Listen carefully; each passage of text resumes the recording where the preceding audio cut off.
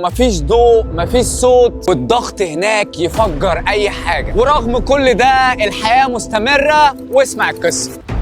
العلم بيشرح قدرة الأسماك في المنطقة دي هناك على النجاة. بيقول إن مفيش غاز داخلي جوه السمك عشان ينضغط بسبب الضغط، وخلاياهم كمان مرنة تتحمل الضغط، وعملية التمثيل الغذائي بطيئة تخليهم يستهلكوا طاقة أقل. عندك مثلا من الكائنات اللي بتعيش هناك الترايبود فيش، زعانف طويلة تقف يا صديقي وتثبتها في القاع زي السنايبر، وتستنى بالساعات عشان تصطاد فريستها أو ربنا يكرمها باكل نازل من فوق. في برضه عندك كمان سمكه البلاك سوالور، دي مفترسه غريبه ما بتجريش ورا فريستها، دي بتبلعها. معدتها بتتمدد لدرجه انها ممكن تبلع فريسه اكبر منها ب10 مرات. يخرب بيتك. ولا السنيل فيش وغيرها، عندها بروتينات في خلاياها بتحميها من الضغط. وياما مخلوقات وغيرها موجوده في العمق ده. تعرفنا قد ايه ان المحيط مليان الغاز، وتعرفنا قدره وعظمه